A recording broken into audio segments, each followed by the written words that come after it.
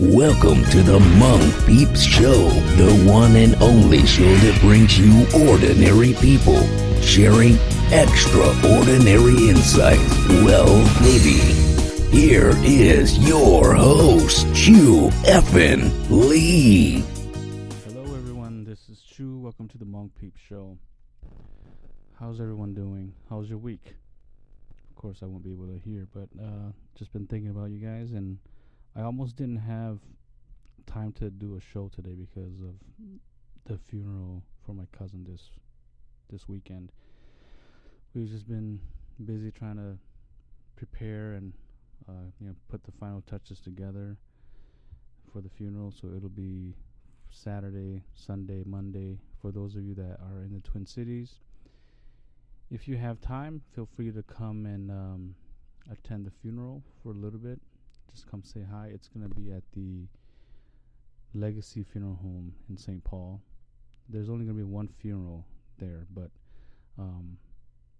it sounds like my uncle, he rented out both sides for this weekend. So we'll be in one of those rooms. Hopefully you'll go into the right room. I don't want you to go to the room where there's not supposed to be people, but you see people. Then that's not going to be good, right? Okay. And I've been asked to do the eulogy for my cousin that passed. His brothers asked me to do it, and I was honored.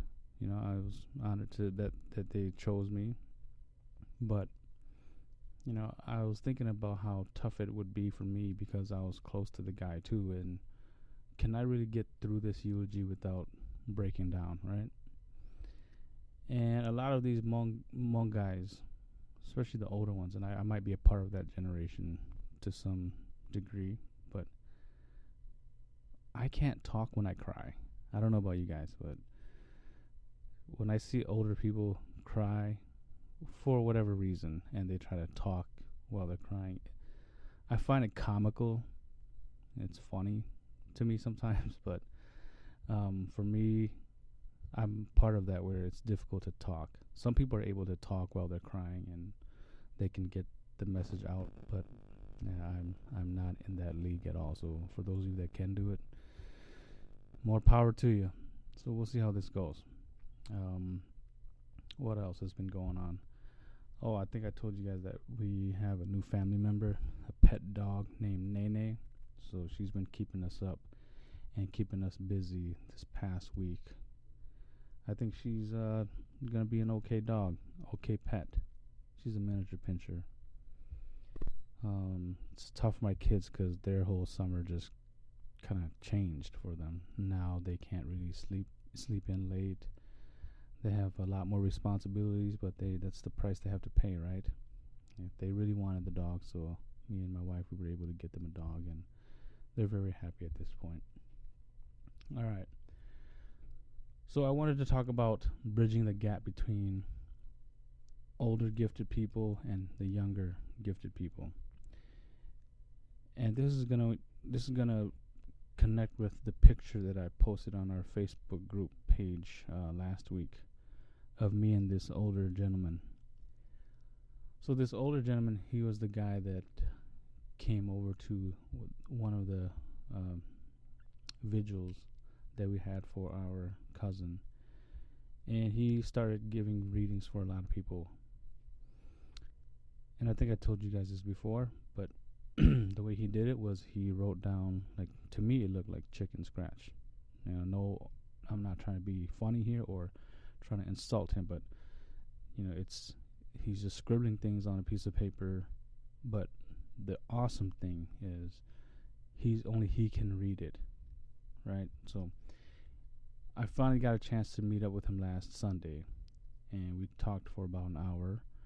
And yes, I did get a small reading from him. Half the time we spent together was me asking him questions about his journey, and then the other half was just giving me a little reading. And it was very refreshing for me to meet someone much older than me, and a male too, by the way, who have been doing the spiritual work for such a long time. I believe he told me something about 35 years now that he's been doing this. And he is a shaman as well.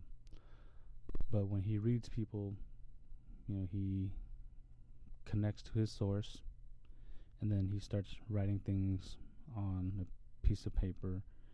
And he says that when I'm writing this down, I can only read it during the session. After the session is over, and if you give this back to me, I will not be able to read it. How interesting and fascinating is that? To me, it's very fascinating.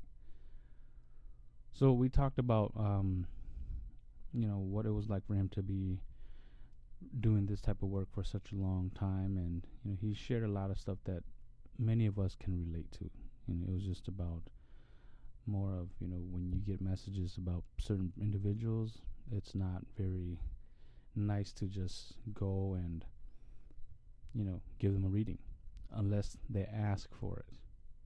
And he also said, there's been times where he felt a strong urge to share the information that was coming to him, and it didn't turn out well as he had hoped for. And I think that's a common experience for a lot of folks who are starting their journey and connecting with their source and receiving information. You get so excited and you're so enthusiastic about helping people because you have learned how to tap into that type of information and getting it from your source. But as you will discover along the way, some people are not open to hearing those type of messages, and the reasons can vary from something very small or very, I guess not very, but to them it's logical because they're very, their brain is so scientific. To people who just thinks that those people who claim to be psychics or gifted people are just plain nuts. So that you'll encounter different people as you go into this journey. And one thing that he said to me, which I think you guys would like to hear and know about, is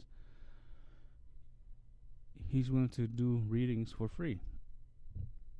He's going to be at the funeral this weekend as well, but he's originally from California. That's where he currently lives, but he's coming up here for the funeral. And I told him a little bit about this show, what I do, and he was like, yeah, if anybody needs help, you can have them call me. So he gave me permission, verbal permission, to give out his phone number. So if you guys want a free reading from this guy, you might want to contact me, private message, and I'll give you the information. So you might be thinking or asking yourself, how accurate is he? I think he's pretty active. He was able to pick out some things about me that, of course, no one else would know. So, I was impressed. I was very impressed. But I really enjoyed the conversation with him because he didn't come at me in a judgmental way at all. He was really trying to, bring out a positive message, saying, young people to continue and do their spiritual work. Who cares what people say? Just very encouraging. And so I really like that message. And too bad that he doesn't live up here. Otherwise, those of you who do live in the Twin Cities can probably have a session with him. I paid to talk with him. I gave him some quote unquote donations, and he told me he doesn't have a flat fee or he doesn't have a set price. He's willing to do the readings for free. If people want to give him donations, that's fine. So I respect his time and all that stuff, so I gave him a little bit of something. So yeah. So again, contact me if you guys want to get a hold of this guy. But I want us to also think about our journey right now.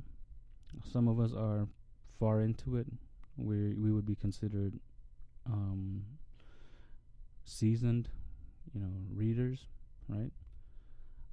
For those of you that this applies to, I hope you can carry on that message, which is to encourage those that you encounter who are also beginning their journey, and try to encourage them, try to help nurture them the best you can so that they don't give up.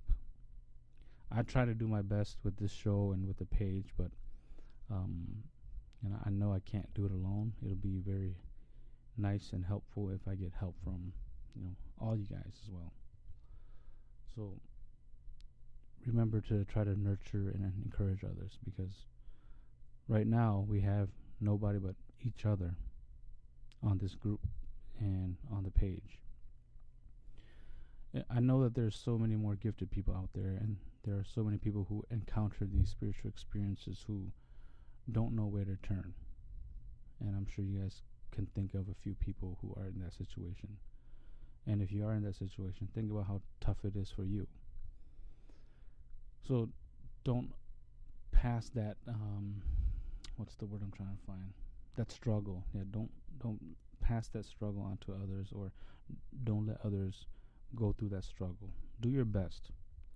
I don't want you to have to feel like you are obligated to. We all have a choice, right? And even as I say this, I hope you guys don't take it as Chu's trying to tell me that I must do this. No, when I say you must, or I suggest, or I recommend, I'm just giving you guys options. Okay, I'm a person who don't like to be told what to do either. I like people to give me options, and then I make the final decision, because at the end of the day, I want to be able to be accountable for my actions. This is a little bit off topic, but I don't mix well with people who play the victim, who don't take accountability, who cannot be responsible for their decisions. Those people, they upset me. I guess that's the nicest way I can put it. I can say much more cruel things, but that's just me. Yeah, so try not to let people struggle if you see them struggling. Be as encouraging as you can, so to bridge that gap, connect like our generation here to the next generation of gifted people.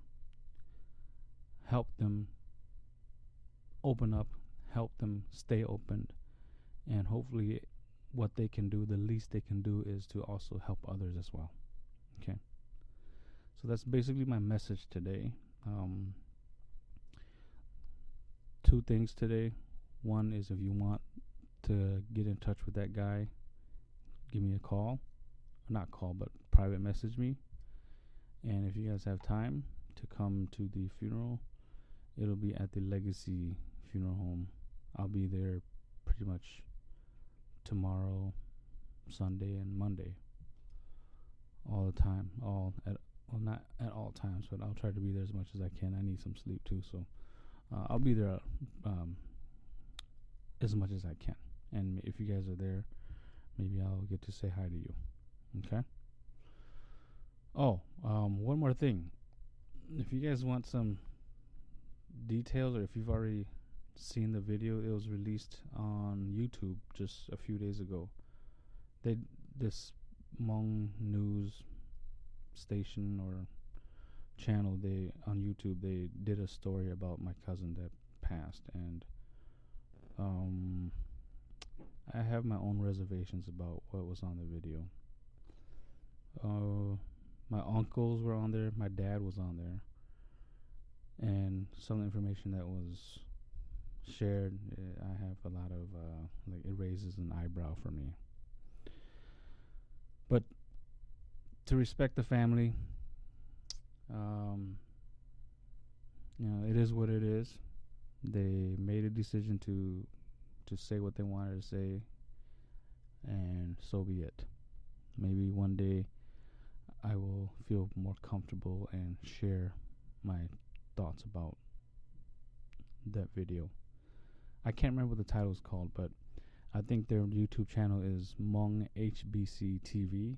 So you can go to YouTube and type that in there, the search bar, and go into the video section, and you will see,